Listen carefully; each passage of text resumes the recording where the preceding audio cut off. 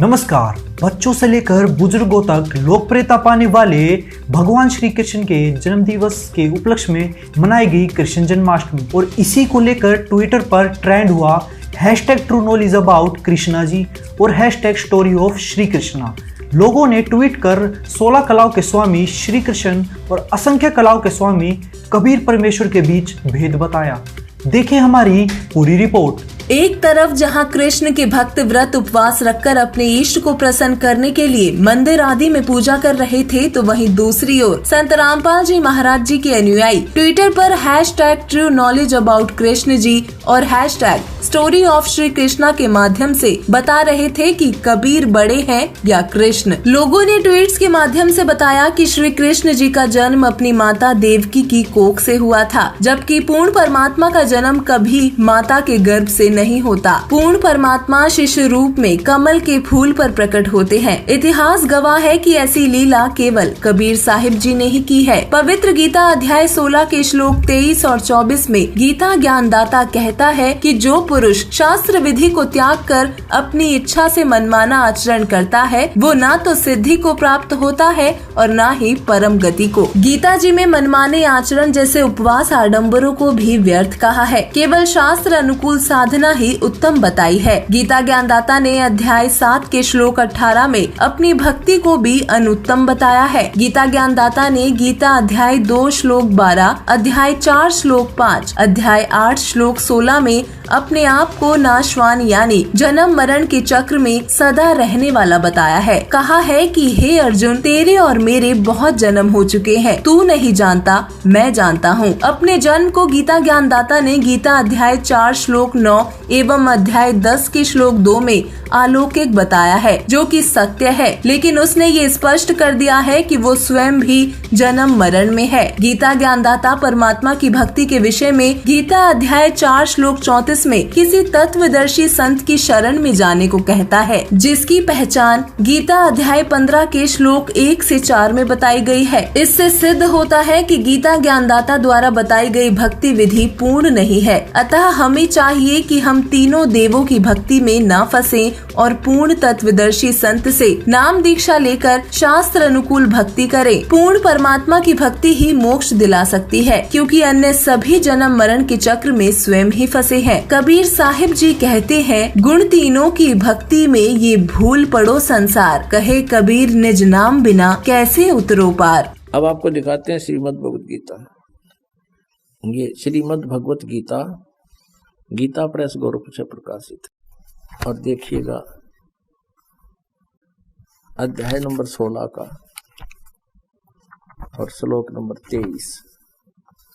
अध्याय नंबर 16 श्लोक नंबर 23। जो पुरुष, जो व्यक्ति शास्त्र विधि को त्याग कर अपनी इच्छा से मनमाना आचरण करता है, वह न सिद्धि को प्राप्त होता है, न परम गति को और न सुख को ही। 24 में क्लियर कर दिया। अध्याय नंबर 16 का श्लोक 23। इससे तेरे लिए कर्तव्य और अकर्तव्य की व्यवस्था में शास्त्र ही प्रमाण है।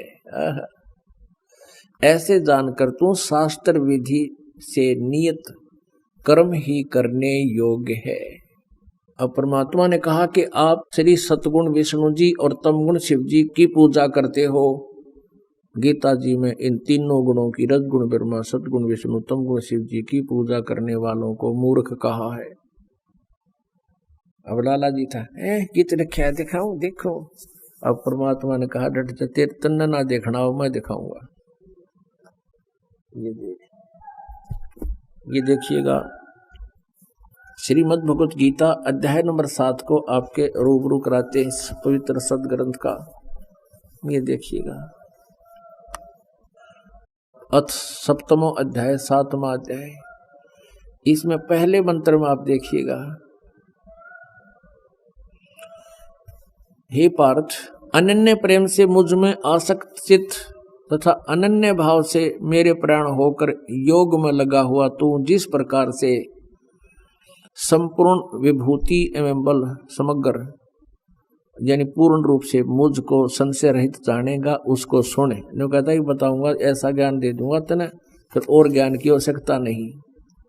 7वें का दूसरे में, मैं तेरे लिए इस विज्ञान सही तत्व ज्ञान को संपूर्णतः कहूंगा, जिसको, ये तत्व ज्ञान नहीं, ज्ञान को, इस ज्ञान को संपूर्णतः कहूंगा, जिसको जानकर संसार में फिर कुछ भी जानने योग्य शेष नहीं रह जाता।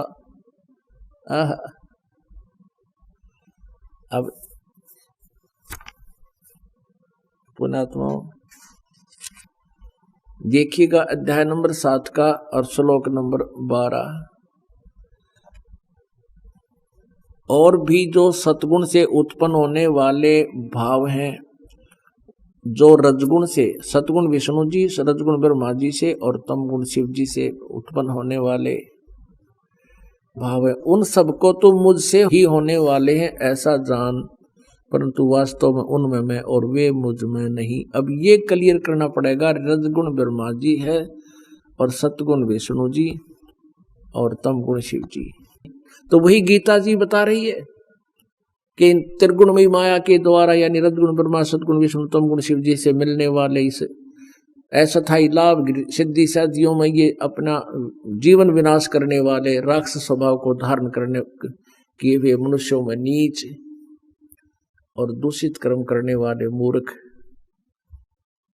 मेरी साधना भी ना करते। यदि आप भगवान श्री कृष्ण जी से कोई लाभ प्राप्त करना भी चाहते हैं तो संत रामपाल जी महाराज जी से नाम दीक्षा लेकर सतभक्ति करें। पूरे विश्व में सतभक्ति मंत्र केवल संत रामपाल जी महाराज जी के पास ही है।